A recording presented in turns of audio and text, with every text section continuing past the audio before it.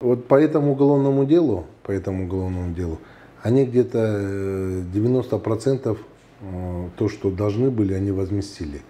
Мы потому что говорим правду, как она есть.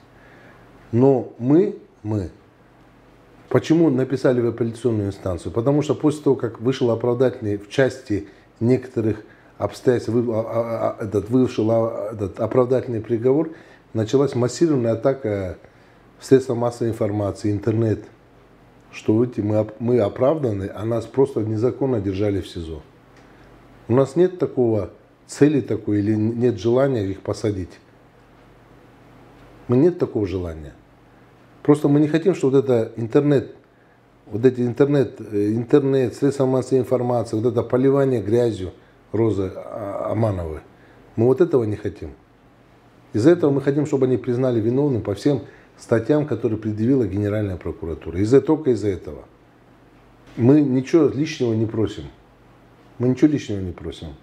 Если я сейчас просто хочу обратиться, кто смотрит интернет, мы еще раз говорим, мы даже готовы простить то, что они нам еще должны, мы даже это готовы просить.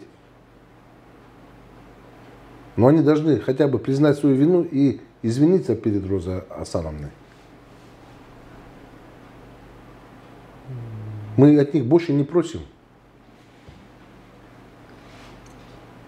Просто вот эти постоянные обращения Алихана, Сейитбекова, адвоката, что Роза Аманова,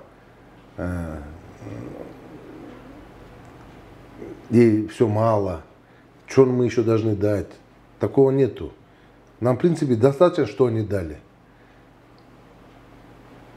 Но суд должен вынести решение в том, что, допустим, я так думаю, что по данным эпизодам признать виновными, а насчет наказания, конечно, суд будет решать, мы не можем сказать.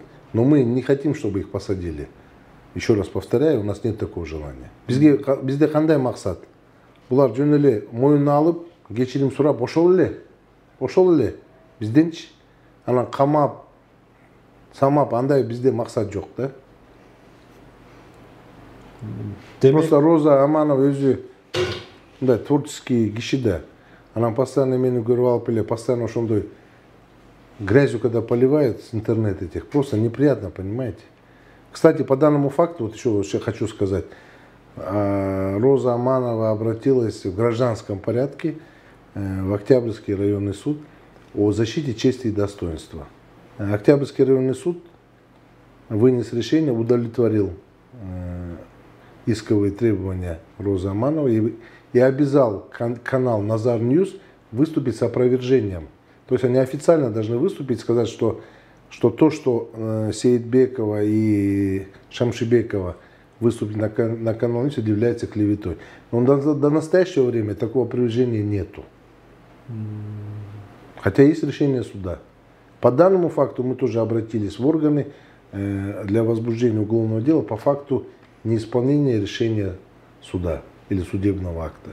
Лично я с Алиханом разговаривал.